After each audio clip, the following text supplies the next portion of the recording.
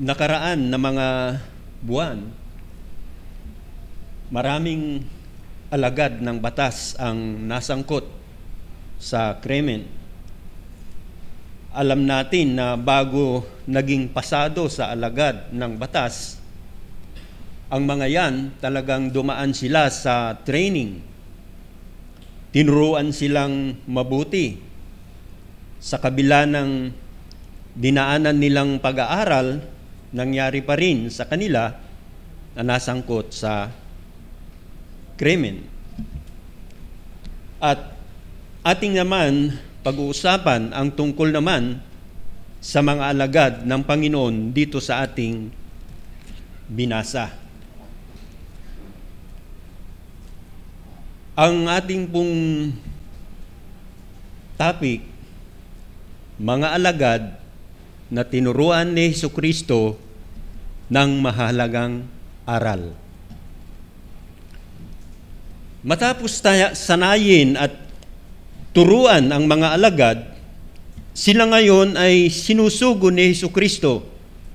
Talatang 16, sabi diyan, ngayon sinusugo ko kayo.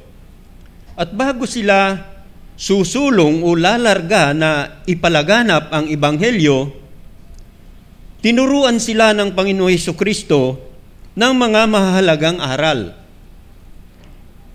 Ang kahulugan ng salitang alagad ay tagasunod, lingkod, mag-aaral. Ang mga tagasunod ay mga sumampalataya at mga sasampalataya pa kay Jesucristo.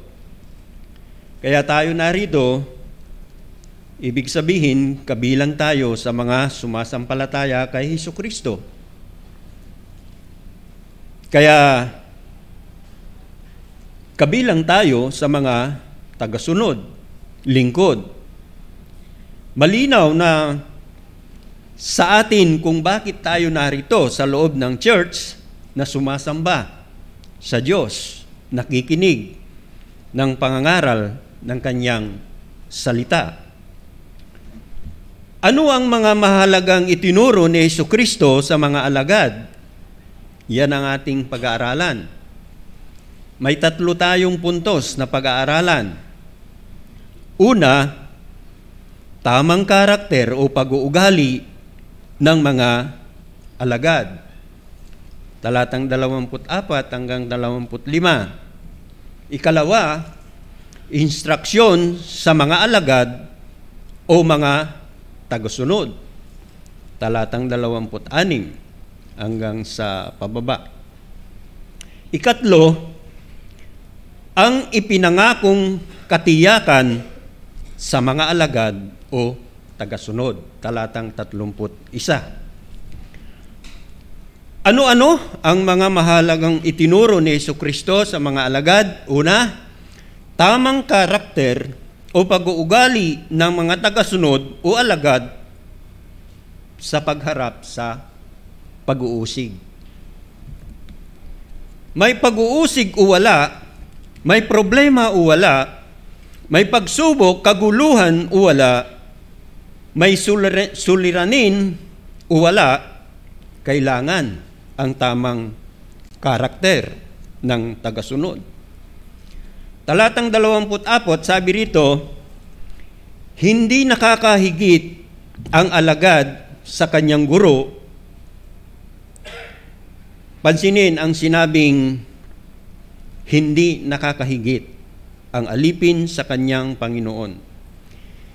Dito sa talatang 16 hanggang 17, aagyat tayo ng konti.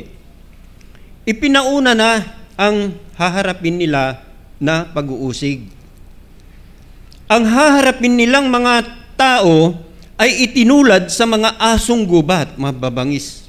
Ngayon talaga sila. Kaya nilang itumba ang isang kalabaw o anuman. Kailangan ang tamang karakter o pag-uugali sa pakikitungo o pakikiharap sa kanila. tayo, tagasunod ba? Ang mga tagasunod ni Jesus ay dapat maging handa sa pagharap sa mga pag-uusig, ngunit hindi sila dapat hindi sila dapat humanap ng away o gulo. Tamang karakter, may maayos na pag-uugali. Sinabi niya sa kanyang mga alagad na kapag inusig sila sa isang lugar o bayan, dapat silang umiwas doon at lumipat sa kabilang baryo. Talatang 23, makikita yan. Umiwas na magkipag-away o nang aaway. Yan ang tamang karakter. Sa sulat ni Apostol Pablo sa mga taga-Korinto, 2 Korinto, Kabanata 10, talatang 3 hanggang 4, sapagkat bagamat kami ay lumalakad sa laman, ay hindi kami nakikipaglabang ayon sa laman. Talatang 4, sapagkat ang mga sandata ng aming pakikipaglaban ay hindi makalaman, kundi makadiyos, na may kapangyarihan makagiba ng mga kuta.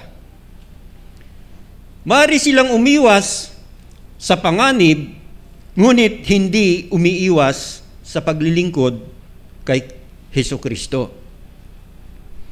Na may tamang pag-uugali, siyempre. Nagbigay ng iba't ibang halimbawa ng karakter o ugali si Hesukristo dito. Balik tayo doon sa talatang 16. Sabi rito, ngayon sinusugo ko kayong tulad o gaya ng mga tupa. Malinaw. Malinaw ba ang dinig nyo sa sinabi ko? Baka kasi hindi, alam nyo na, medyo yung ating pustiso minsan umiekes. So, ang sabi ko, tulad ng mga tupa. Baka kasi dinig ninyo ay tulad ng mga tupak, no? Alam nyo yan. May, di ba, yung mga salitang katunog tinutupak. So, karakter o ugali ng tupa ang inaangat. Karakter ng tupa, hindi sila palaaway. Kahit kumpul-kumpul sila, nakatutok lang sila sa pagkain ng damo. Tamang karakter, nakatutok lang sa pagkaing spiritual, salita ng Diyos habang narito tayo sa loob ng church. Ano pa? Karakter ng tupa, madali silang pasunurin. Hindi tulad ng kambing, matigas ang ulo, no? Nanunuwag pa yan. Ang tupa, habang lumalaki ang sungay nila, yumuyuko yung sungay. Ang isang halimbawa, minsan, ito ang medyo masasabi natin na bakit kaya ganon. Sabi, mayroong isang tatay at nanay. Minsan, nagalit si nanay sa anak. Si anak, dahil sumasagot na, sabi ng nanay, sumasagot ka na ngayon, may sungay ka na. Ganyan. Nakarinig na ba kayo naman ganon? Nanunuwag ka na ngayon, ha? Ganon. So, nakita natin, yung tupa ay hindi ganon. Punta naman tayo sa isa pang halimbawa ng karakter. Talatang 16 pa rin, nandyan po yung tatlo na yan Gaya ng mga ahas. Anong sabi dyan? Matalino. Karakter yan yung matalino. Di ba? at yung maamo. Karakter yan. Ako naman din, namulat din ako sa bukid. Gubat, tabing ilog. Yan ang mga gustong-gustong tirahan ng mga ahas. May konti rin akong karanasan sa karakter ng ahas, no? Matalino yang mga yan, no? Hanggat maaari, umiiwas yan sa mga tao o panganib. Minsan, ibinabagay nila ang kanilang kulay sa kinaroroonan nilang lugar. Kung kulay green ang damo, minsan nag-green din sila. Minsan kung sa lupa sila naroon, kulay brown, minsan nagba-brown din sila. Ngunit, wag mo lang silang, yung habulin o saktan o o apakan, talagang kakagat din sila. So anong tamang karakter na makikita? Muiiwas din sa maaring magdulot ng panganib. Huwag namang agad-agad nangangagat. No? Ikalawang tamang karakter, marunong din tayong makibahagay sa iba. No? Sa mabuti, hindi dun sa masama. No? Halimbawa, tayo yung sabihin natin na laking siyudad. Napunta tayo ngayon sa probinsya, no? O di kaya napunta tayo sa lugar ng mga squatter, no? So, minsan marunong din tayong makibagay. Sa mga mahilig sa teleserye, no, narinig nyo na siguro itong ganitong drama eh. Sabi nila, inahas mo ang asawa ko. Yung ganyan eh. Kinupkup kita, yan pala'y nag-alaga ako ng ahas. Lumayas ka sa pamamahay ko. Ahas, ahas, has. Hindi ako mahilig sa drama. Narinig ko lang yan. Punta pa tayo sa isang halimbawa. Ang karakter ng kalapati. Sabi diyan, at maamong gaya ng mga kalapati. Sabi ko kanina, karakter yung maamo. So karakter o ugali ng mga kalapati. Nag-alaga rin po ako niyan dati. No? Kahit na nakakalipad sila ng matataas, malalayo ang nararating nila, pero bumabalik sila sa kanilang kulungan. Hindi sila lumilipat sa ibang kulungan, no? Sa amin lugar kasi halos magkakalapit ang nag-aalaga ng kalapati, no? Pero never silang nag-over the bakod. Nanatili pa rin sila sa kanilang kulungan maliban doon sa mga nadagit. Kahit ang kulungan nila ay kahon lang, hindi nila iniiwan. Ang iba kasi, may magagandang kulungan. May parang may bubong pa na style, kapilya, parang ganon eh.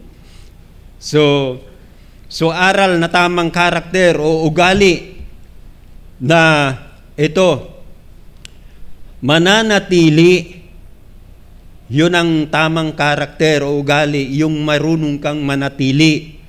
Manatili sa church, huwag mag-over the bakod. Kahit anong itsura ng church, manatili, huwag tumingin sa itsura, no? Panlabas. Huwag tumingin sa pangit na nakikita sa loob ng church, no? Paalala sa mga bago pa lang, karamihan sa madaling nadadagit o nag-over the bakod, mga bago pa lang sa pananampalataya. Sa mga nadadagit na matagal na Nadadagit naman sila dahil sa minsan yung dumanas sila ng kapighatian, dumanas sila ng matinding pag-uusig, problema, at kinakaharap. No? Di ba yung sabi nung ihasik yung binhi, sabi sa Marcos 4, verse 17, sabi roon, kaagad silang tumalikod o natisod. So yan po ang isang makikita natin. Ewan ko, ito ba'y kasabihan din? Anong tawag dito? Ang tao, wala namang pakpak, di ba? Pero sinasabihan na mataas ang lipad mo. Di ba, karakter pa rin yun? Di ba? Parang mataas yung pride, ganun, no? So, yun, usapin pa rin ng karakter. So, kaya halimbawa ng Panginoong Hesukristo sa mga binanggit na halimbawa, tupa, ahas, kalapati, na ipinapakita ang tamang karakter o ugali ang tinutukoy ng Panginoon. Hindi naman maging katulad kayo ng kornero, hindi naman tularan mo yung yung ugali, no? Yung karakter niya. So, tamang karakter o ugali sa pagharap sa pag-uusig, mahalaga ang tamang karakter o ugali, lalo na tagasunod o lingkod tayo ni Kristo. Isipin na, hahayo sila. Sila ay tinawag na alagad, lingkod, ipakikilala nila si Kristo, mangangaral sila ng salita ng Panginoon. Pero kung ang karakter o pag-uugali ay pangit, ansama, sinasabi ng salita kung titignan ay malayo pa sa ulihis sa sinasabi ng salita ng Diyos, delikado, no? So tandaan, tayo cover to cover natin halos binabasa ang Biblia. Tama. Pero, ang mga taong nasa paligid natin, binabasa nila yung bunga ng binabasa natin na Biblia sa buhay o pamumuhay natin. No? Hindi lahat nagbabasa ng Biblia. Ang mga tao sa paligid natin, mabilis bumasa ng karakter o ugali. Halimbawa lang, ito obserbasyon lang ito, nakaraan lang kasi, no? Di ba, nagpunta kami ng probinsya nila Sister Weng sa Agno, Pangasinan. So, hindi kayo nakasama no? So, nainggit pa. So, napakaganda po pala ang Agno, Pangasinan. Ako po ay taga Pangasinan, pero noon ko lang po narating ang Agno, Pangasinan. So, makikita natin, ngayon, kasama namin isang pastor. Noong matapos na ang service sa Lamay, naghain na ng hapunan na pagkain. Nung tawagin na kaming kakain, ang tawag nila sa amin na lalaki, mga pastor, kain na po. Nung tawagin naman ang mga babaeng kasama namin, sabi nila, mga pastora, kain na po. Ganon sila kabilis magbasa, no? So, yun, ganon. Talagang hindi pa kami nakabihis ng maayos noon dahil halos kararating-rating lang namin. Aywan ko, nakashort pa yata ako noon hindi ko alam kung ano. Pero ganun na yung kanilang kasi ang kasama namin nakapulo barong na. Siyempre, damay na rin kami. Ganun sila kabilis magbasa. Kaya sinasabi ko dito, tayo nagbabasa ng Biblia cover cover, pero sila hindi nagbabasa, pero binabasa nila kung ano yung bunga ng binabasa natin na Biblia. Kaya wag nating sabihin na minor lang yung pagdating sa issue ng karakter o ugali, maliit na issue lang yan. Hindi. Dahil isa yan sa, tandaan natin, isa ito sa maraming binabago ng Panginoon sa tunay na mga tagasunod, yung karakter. Isa yan. So paano ba tayo binabasa ng mga taong nasa paligid natin? Gaya ganito, linggo-linggo nagsisimba yan. Christian yan sila. O kaya, laging may dalang Biblia. Teacher yan ng Biblia sila. Yung iba naman, maghapon sila sa church nila. Banal yang mga yan. Ganon sila magbasa. Pag nakabihis ka naman, sasabihin nila, mga lingkod yan ng church. Kung nakabarong ka lalo, di sasabihin, pastor yan ng church. Hindi nila alam, aatin ka lang pala ng kasal. So, lahat ng nabanggit, mabilis nilang binabasa, sa buhay natin, kung ano ang bunga ng mga ito sa ating mga buhay. Totoo yun, mga kapatid. Kaya sinabi ko nga, tayo ang binabasa nila. Ngayon, nasa panahon na ng makabagong teknolohiya. Kamusta ang karakter natin? Nabago ba? Anong madalas nating ipinupost? Tayo nagpo-post sa mga social media.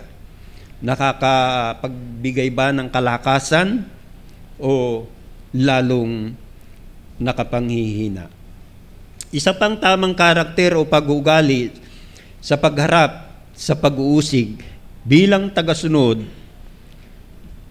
talatang 25, sabi rito, sapat na sa alagad ang maging tulad ng kanyang guro at sa alipin ang maging tulad ng kanyang Panginoon.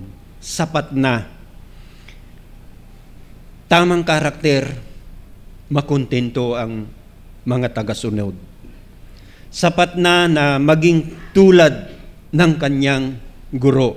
Ibig sabihin, huwag magreklamo ang mga tagasunod kung dumadaan man sa pag-uusig o maging sa pagsubok o problema, huwag puro reklamo, Puro tanong tayo sa Panginoon. Bakit, Panginoon? Bakit ito nangyari sa amin? Puro tanong tayo, bakit kami dumadaan sa ganito? Bakit ito ang nangyari sa amin? Bakit umabot sa ganito? Dami natin tanong talaga sa Panginoon. Sa talatang 25, anong sabi? Kung tinawag nilang Beelzebul, ito pong Beelzebul tawag ng mga Hudyo kay Satanas o Diablo o demonyo. Sa aklat ng Marcos 3:22 hanggang 23 sabi, at sinabi ng mga eskriba na bumaba mula sa Jerusalem, nasa kanya si Beelzebul. Sa pamamagitan ng pinuno ng mga demonyo ay nagpalayas siya ng mga demonyo. Talatang 23. Sila'y kanyang pinalapit. Sa kanya, si Jesus ang nagpalapit at nagsalita sa kanila sa mga talinghaga, paanong mapapalayas ni Satanas si Satanas? Pansinin, talatang 25. Kung tinawag nilang Beelzebul ang Panginoon ng sambahayan, gaano pa kaya nila lalaitin ang mga kasambahay niya? So, sabi ko kanina, puro reklamo tayo, pero ang sinabi, sapat na ang maging katulad, So, nilait na ba tayo? Dumating na ba sa punto na tayo ay napagsalitaan na ba tayo ng masasakit na salita? Sapat na ang maging tulad ng kanyang guro, makontento. Ibig sabihin, asahan na, makontento na maharap din talaga tayo bilang mga tagasunod, lalo na sa pagharap sa pag-uusig. Kung si Jesus Kristo ang ating sinusundan, ay tiyak na dadaan din tayo na mga tagasunod niya sa pag-uusig. Lalaitin tayo, isusumpa tayo. No? Ang iba, hindi kontento. Ginagamit pa ang social media para bumanat din. No? Ang mahirap pati Lord's Day, na sana maghapon wala na naapektuhan na. Kasi nga, yun nga, hindi makontento. Tamang karakter ng tagasunod, makontento.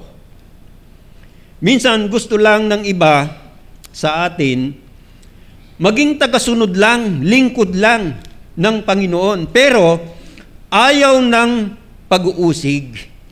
Hindi pala dapat ganun. Ang dapat pala, nakahanda na tayo ay makontento sa pagharap sa pag-uusig. Ang unang tanong ngayon, handa ba tayong maging tagasunod ni Jesucristo? Pangalawang tanong, handa ba tayong usigin o mausig? Walang nakasagot. O baliktad, tayo ang nanguusig.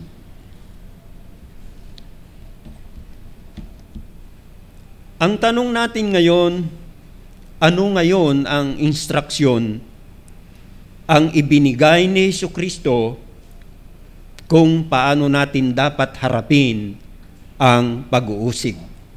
Ikalawang puntos na po tayo.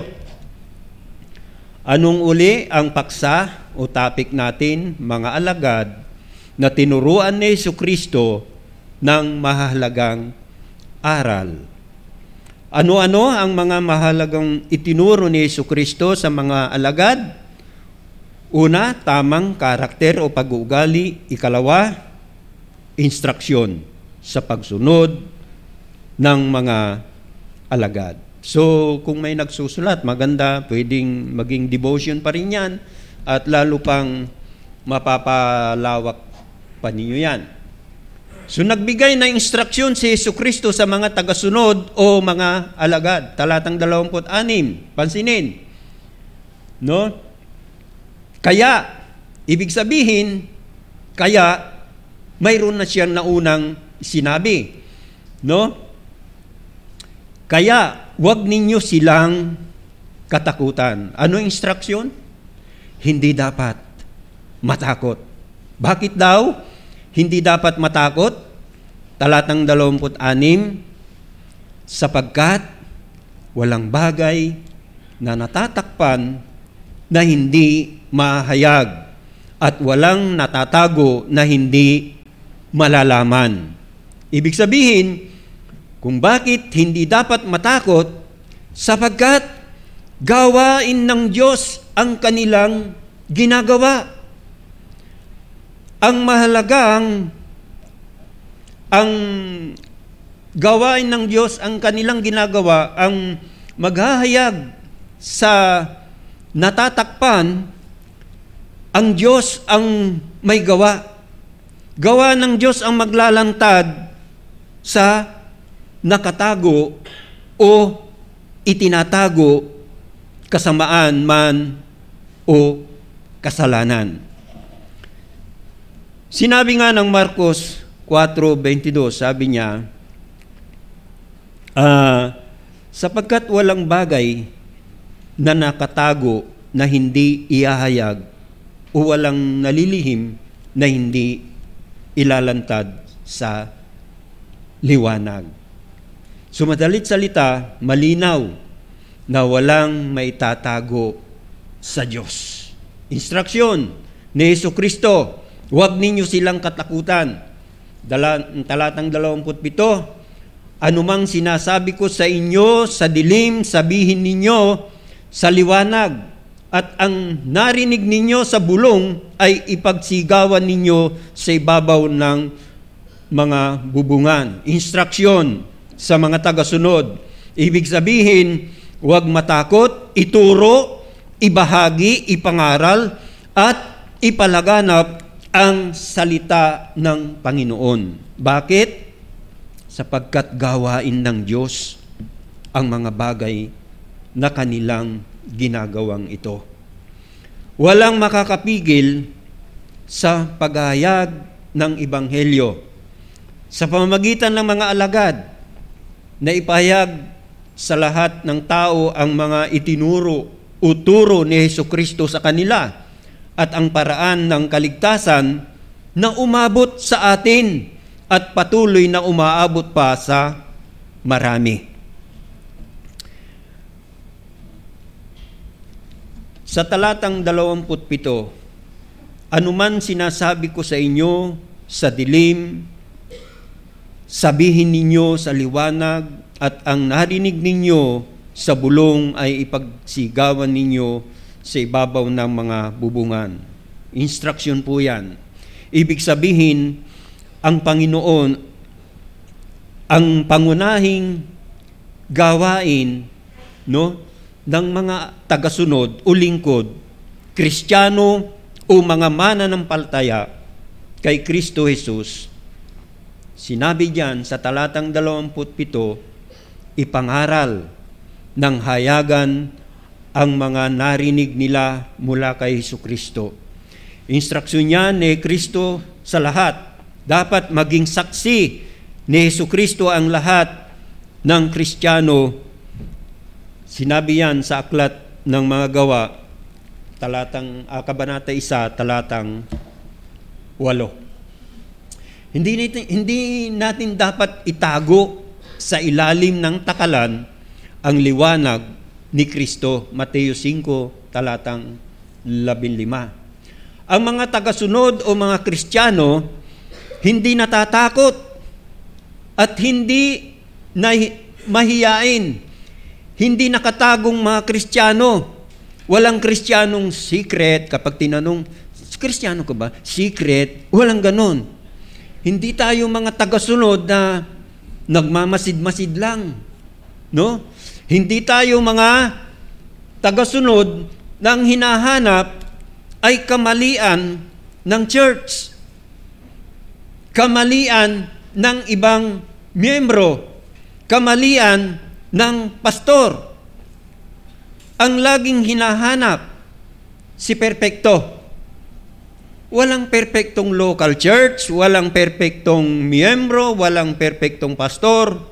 Huwag hanapin si perpekto. Hindi yan ang pangunahing gawain ng mga Kristiyano o mga tagasunod ng Panginoong Jesucristo. Ang pangunahing gawain ay ipangaral ng hayagan ang mga narinig na mula sa salita ni Jesucristo at siya mismo si Jesucristo. Ipalaganap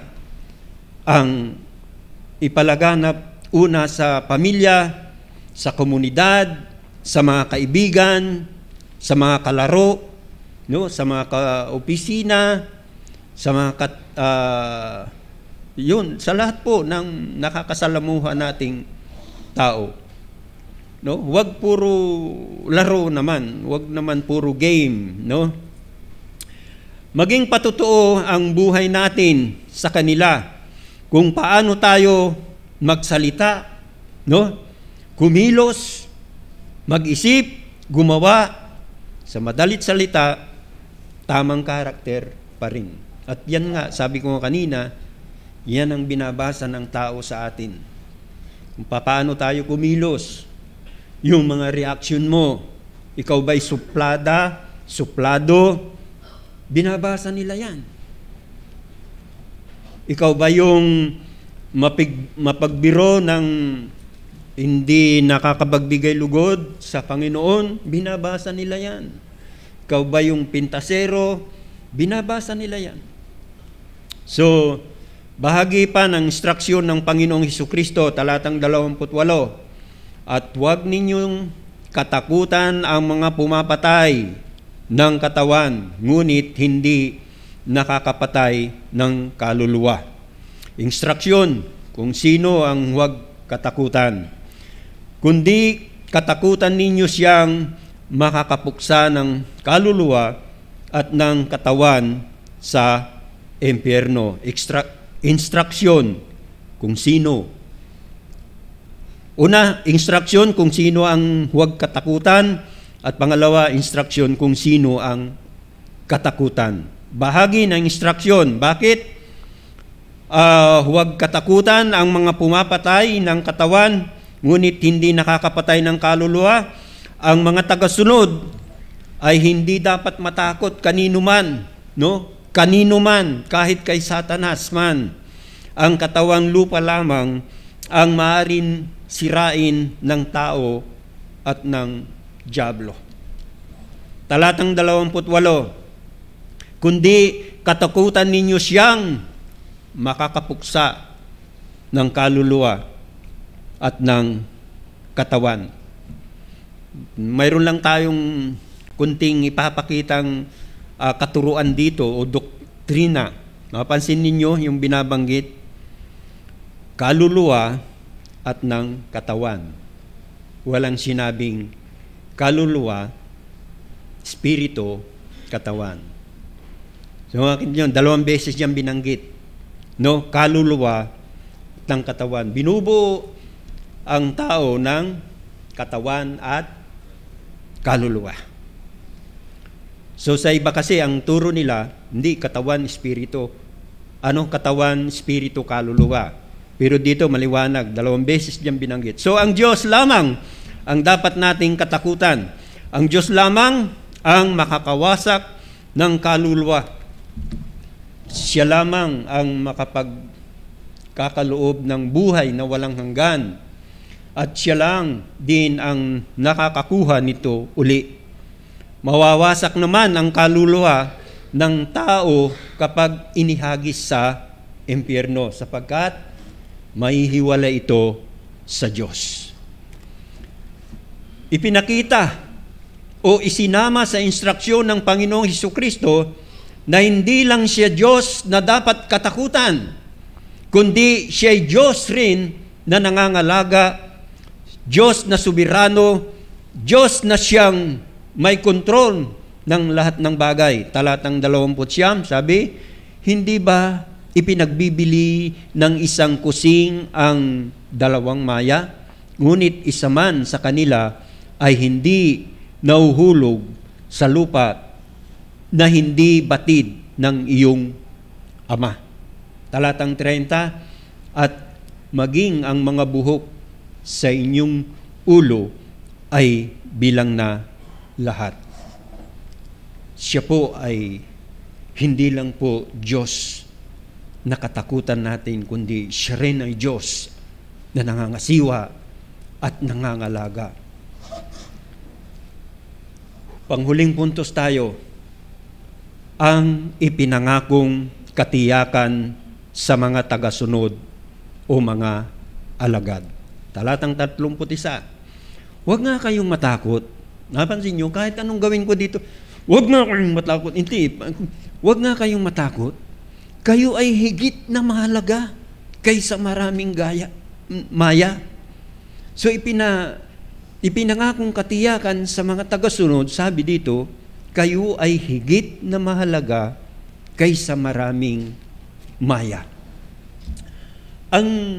At sabi rito, at maging ang mga buhok sa inyong ulo ay bilang na lahat. Ibig sabihin, sa madalit salita, ang ating buong pagkatao pinagmamalasakitan ng Diyos. Sipin mo, yan ang parte ng katawan na napakahirap kaya na bilangin yan, no? Yung buhok, kahit na itong buhok ko, ganito lang natira, hindi pa rin kayang bilangin ng tao yan. Diyos lang talaga ang may alam niyan. So, tigit nyo yung pinagmamalasakitan ng Diyos. Sabi rito, walang ibon o maya ang maaaring mahulog sa lupa maliban sa kalooban niya. Sipin nyo yun, ano? Ibig sabihin, ibon man may layang lumipad, mahalaga sila sa Diyos. Pangakong katiyakan sa mga tagasunod, kayo ay higit na mahalaga kaysa maraming ibon o maya. Ibig sabihin, higit na mahalaga sa Diyos ang buhay ng kanyang mga tagasunod. Talatang 19, di ba? Hindi ba ipinagbibili ng isang kusing ang dalawang maya? Ipinagbibili ng isang kusing ang halaga ng dalawang maya? Ngunit hindi sila pinabayaan ng Diyos.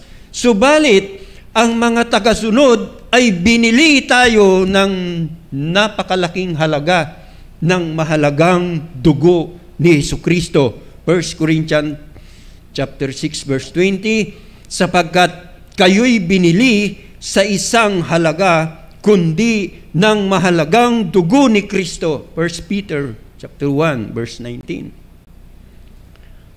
Pangakong katiyakan sa mga tagasunod, kayo ay higit na mahalaga. Ibig sabihin, mahalaga ang mga ibon. Pero hindi para sa ibon, no? Hindi para sa mga ibon niya ibinigay si Jesus upang mamatay sa krus, kundi para sa lahat ng mga sumampalataya at sasampalataya pa kay Jesucristo. Hindi doon sa mga ibon. Kaya sabi, yung pangako niyang katiyakan ay naroon. Sa mga tapat na tagasunod na namumuhay ng tamang karakter o ugali, sa mga tapat na tagasunod na sumusunod sa instruksyon ng Panginoong Jesucristo, may pangakong katiyakan sa lahat ng mga tapat na mga tagasunod ni Jesucristo. Napakahalaga o pinahalagaan ng Diyos ang mga tapat na tagasunod ni Jesucristo. Sa mga wala pang kaugnayan kay Jesucristo na narito at napakinggan mo ang salitang ng Diyos na ito, ito ang panahon na sampalatayanan mo si Jesucristo at ang kanyang salita. Sa Diyos ang papuri, tayo po'y manalangin. Maraming salamat, O Diyos, na ipinakita mo yung kalagayan namin bilang tagasunod mo, Panginoon, na narito sa ibabaw ng lupang ito na naglalakbay. Dumadanas kami ng pag-uusig, problema o suliranin. Dumadanas kami ng pisikal na mga sakit sa aming mga katawan. Pero dito sa ipinahayag mong salita mo, O Diyos, alam namin na mayroon kang inihandang lugar na para sa lahat ng tagasunod mo, O Diyos. Kaya't salamat at kami napalakas ng mga salita mong ito na higit pala kami sa mga bagay na ibang nilikha ninyo. Oo, naalala po namin, Panginoon, yung ibon, yung anumang mga bagay ay hindi nyo po ginawa sa pamagitan ng lupa o alabok o putik. Samantalang ang tao, kayo mismo, kamay ninyo mismo, ang humulma para maging tao at ang kanyang hiningahan niyo po siya. Salamat, Panginoon, na kami ay hindi mo pinababayaan, hindi mo kami iniiwan kahit na kami po ay nakakaranas ng mga bagay na sa aming sarili ay hindi namin gusto. Pero nariyan ka lagi na gumagabay sa amin. Muli, O Diyos, ito po nawa ang baon namin, Panginoon, sa paglabas po namin sa building na ito, na Ikaw ang Diyos ang nangangalaga sa amin. Salamat po. Ito po ang samo namit dalangin sa pangalan ng Panginoon Hesus. Amen.